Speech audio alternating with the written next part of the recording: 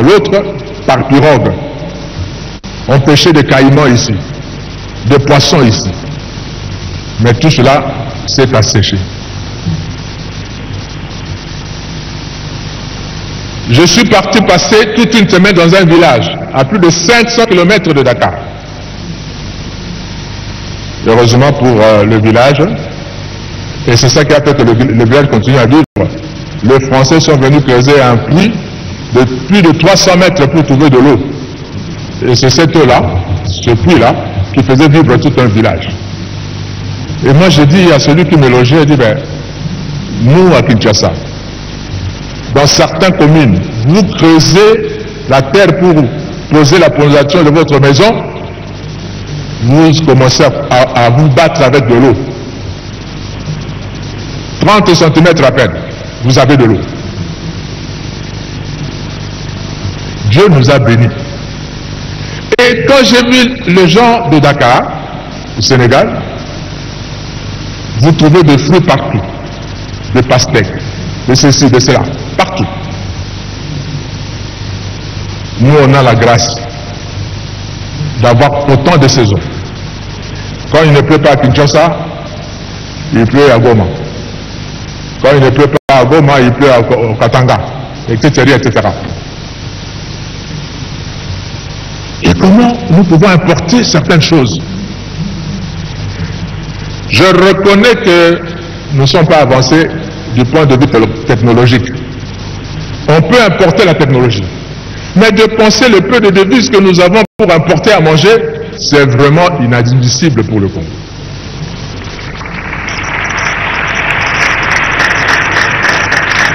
Nous devons léguer à notre pays, à nos enfants, pardon, un pays où l'État existe réellement. Je dis bien réellement. Parce que j'ai l'impression que l'État n'existe pas vraiment. Je vais donner juste un exemple. Nous sommes en la République démocratique du Congo, nous conduisons à droite. Et le volant de notre voiture se trouve à gauche. C'est comme en France, c'est comme aux États-Unis, c'est comme en Allemagne.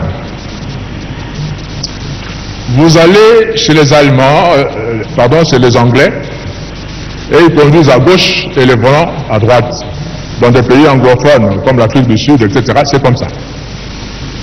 Dans tout ce pays, quand vous allez, là où on conduit à gauche et le volant à droite, toutes les voitures sont comme ça. Vous allez dans d'autres pays où on conduit à droite comme nous, le volant à gauche, toutes les voitures sont comme ça, sauf chez nous. Le volant devait être à gauche.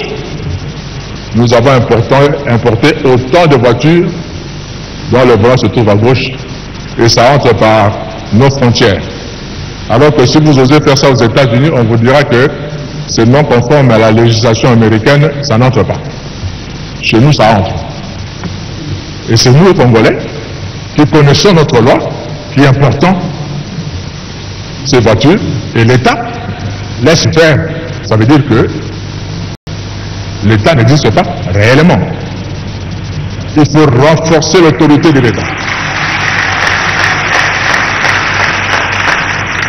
Nous devons léguer à nos enfants un pays où l'État est réel. Où tout le monde est égal devant la loi.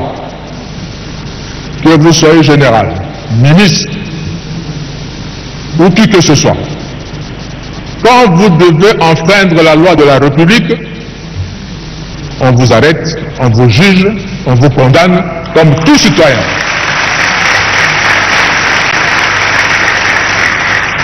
J'étais étudiant aux États-Unis à l'époque du président Reagan. Un matin, on se réveille, breaking news. Toutes les télévisions. Qu'est-ce qu'il y a? On a tiré sur le président.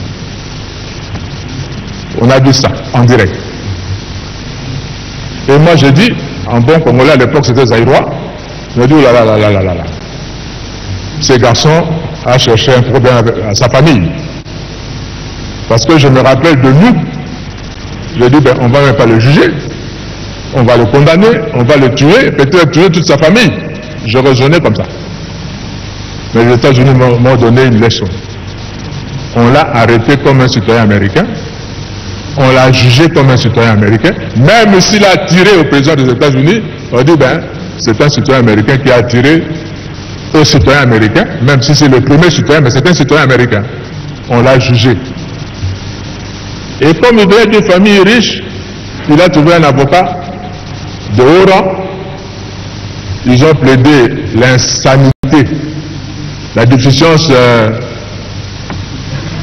de sa tête, de son intelligence. Heureusement, la cour a pris, parce qu'on a fait des tests, c'était vrai, on ne l'a pas condamné. On l'a condamné plutôt à être soigné. J'étais abasourdi. Un monsieur qui tire sur un président de la République et on lui donne un procès équitable. Et au lieu de le condamner en prison, on le condamne à aller plutôt être soigné. Parce que, et c'est la leçon que j'ai appris là-bas, tout le monde est égal devant la loi. La tendance du Congolais, c'est de dire que la loi est là, mais moi je suis au-dessus de la loi. Parce que je suis. Nous devons léguer à nos pays, à nos enfants, un État responsable où tout le monde est égal devant la loi. Nous devons léguer à nos enfants un pays où l'on circule librement. Quand je parle de circuler librement, je vois le transport, pas seulement de la ville, mais surtout de routes interprovinciales, intervilles, etc., etc. J'étais dans une rencontre à Nairobi, une rencontre de l'église. Je vous assure qu'il y a des gens qui nous aiment. Parce que j'ai assisté à la prière de gens qui priaient pour mon pays, j'ai eu de larmes aux yeux. Et ils ont prié pour le Congo, pourquoi? Parce que on a appelé, c'est une rencontre de l'église. Et moi je suis de l'église. On a appelé des experts, qui ne sont pas de l'église, pour nous parler de l'Afrique. Et on a pris un secteur, le transport. Quand vous prenez votre véhicule en Afrique du Sud, vous allez traverser tout le pays du Sud, vous montez vers le Nord. Vous allez traverser ce pays par route. Et tout s'arrête en République démocratique du Congo. Quand vous entrez au Congo, il n'y a plus de route. Vous allez d'est à l'ouest de l'Afrique, vous venez, vous vous arrêtez en République démocratique du Congo, vous n'allez plus entrer parce qu'il n'y a plus de route. De nord vers le sud, c'est pareil, vous vous arrêtez seulement en République démocratique du Congo. Et les gens ont prié pour qu'un jour, quelqu'un puisse quitter le sud, traverser le Congo, ce grand pays, le Congo, et aller jusqu'au nord avec sa voiture. Et j'aimerais que le Congolais entre eux circule. Quelqu'un de Mbandaka va aller passer les vacances à Goma. Quelqu'un de Goma va passer les vacances au Katanga avec sa voiture, avec sa famille, comme ça se fait ailleurs. Et c'est en circulant que les gens vont se connaître. Et ça va créer la cohésion nationale, l'unité nationale. On aime que quelqu'un qu'on a vu, qu'on a touché, qu'on a côtoyé, avec qui on a causé. Si on n'a jamais vu quelqu'un, comment on va l'aimer? Nous avons l'obligation devant l'histoire à léguer un tel pays à nos enfants. Un pays où il fera beau vivre. Sinon, nos enfants vont commencer à nous quitter pour aller mourir à l'océan Pacifique ou à la mer Méditerranée pour chercher mieux ailleurs. Et c'est autant d'enfants qui vont nous quitter à cause de ça. Non, nous voulons que nos enfants aiment notre pays, restent dans notre pays, travaillent dans notre pays, parce que dites-moi dans tout le monde entier, quel est ce grand pays qui n'a pas une grande frontière, une grande étendue de pays et une grande population qui soit parmi les pays les plus riches. Regardez les États-Unis. Autant de kilomètres carrés de superficie, mais autant de millions d'habitants. Les États-Unis peuvent développer juste un marché interne.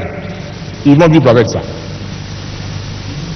Parce qu'il suffirait que Michael Jackson, qui est mort, sorte un disque. Et aux États-Unis, ils sont à plus de 250 millions d'habitants. S'ils vendaient le disque à $1 seulement, et que 100 millions d'Américains achètent, ou 40 millions d'Américains achètent, il a 40 millions.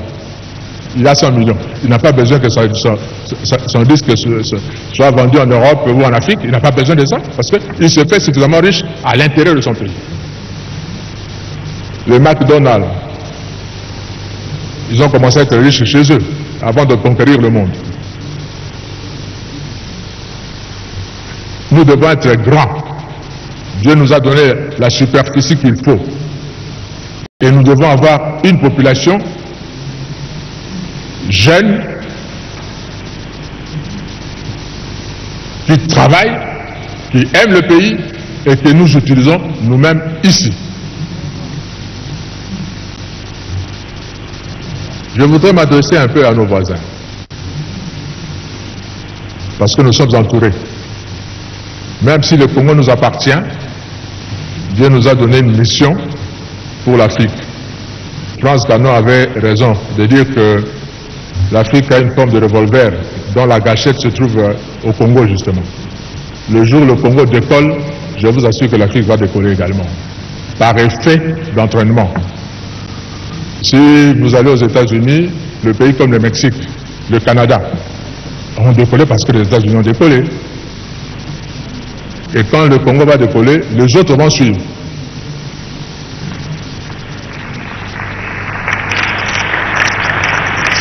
Et ces voisins, je vous dis nos voisins, Dieu vous a donné votre terre. N'enviez pas la nôtre.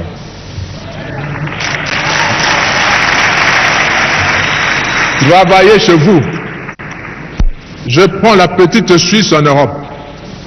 La petite Suisse est entourée par la France, un grand pays, l'Allemagne, un grand pays par rapport à la Suisse, l'Italie, un grand pays par rapport à la Suisse. Et dans la Suisse, ils parlent les 3 langues de ce pays-là. Mais ils sont fiers d'être Suisses. Ils n'envient ni la France, ni l'Italie, ni l'Allemagne. Mais puisqu'ils se sont tournés chez eux, à travailler chez eux, Dieu leur a donné la confiance du monde entier. Tout le monde entier va garder son argent en Suisse. Et la Suisse vit de ses banques. Ces pays aussi peuvent vivre de ce que Dieu va leur donner de faire, au lieu d'envier la République démocratique du Congo et avoir des stratégies pour profiter de la République démocratique du Congo. Surtout, ne prenez pas 1 centimètre de la République démocratique du Congo. Parce que le Congo ne sera pas toujours faible comme il est maintenant.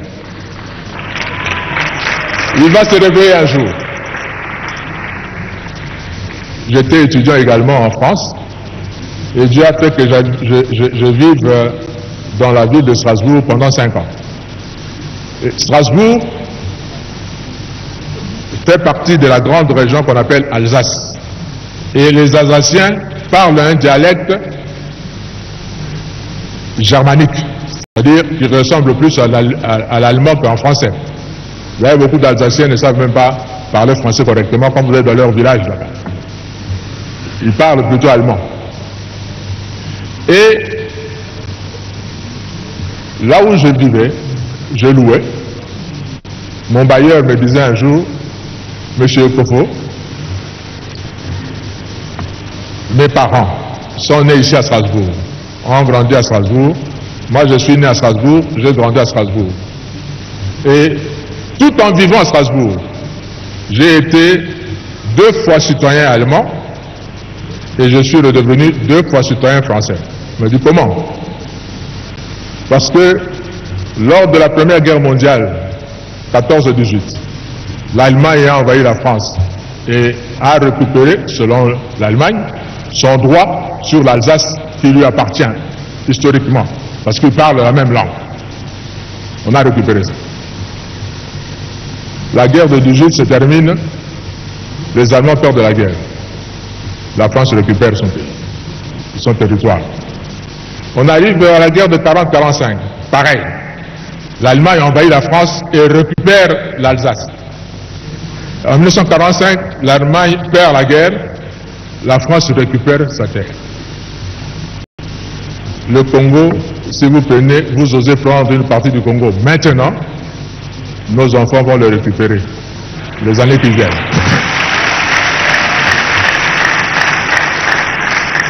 Alors, soyons plutôt de bons voisins et ne mettez pas de conflit entre nous. S'il vous plaît, nos voisins. Je voudrais m'adresser aux pays riches. Je suis content que les ambassadeurs sont nombreux. S'il vous plaît, soyez nos porte-parole auprès de vos pays respectifs. Vous avez la technologie. Nous n'avons pas la technologie. Vous êtes riches. Nous sommes pauvres. Aidez-nous à développer notre pays. Vous en tirerez toujours des dividendes. Si par exemple, vous aidez le Congolais à avoir de belles routes partout, et que le Congolais vive bien, combien de voitures seront achetées chez vous? Parce que nous n'avons pas la technologie de fabriquer de voitures. Combien de voitures seront achetées chez vous? Si vous permettez que l'électricité arrive dans nos villages et que le villageois congolais a suffisamment de moyens pour acheter juste un poste téléviseur, combien de postes téléviseurs vous vendrez au Congo? Je sais que les industries qui fabriquent les armes profitent quand il y a la guerre pour écouler leurs marchandises. Mais quand il y a la paix également, vous allez toujours vendre vos marchandises. Parce que tout le monde sait, celui qui veut la paix prépare la guerre. Même en période de paix, les armées vont toujours acheter de quoi se défendre auprès de vous. Si le Congo est riche et nous avons un vaste pays, combien d'avions on achètera chez vous parce qu'on n'en fabrique pas chez nous? Si vous nous aidez à avoir des chemins de fer, combien de locomotives vous vendrez? Aidez-nous. Le monde est devenu un petit monde planétaire. Il suffirait qu'on touche quelque part, c'est connu dans tout le monde entier, et le résultat, où le problème se fait sentir partout. Aidez le Congo. Quelqu'un qui est malade et vous l'aidez, quand il sera en bonne santé, il ne vous oubliera pas.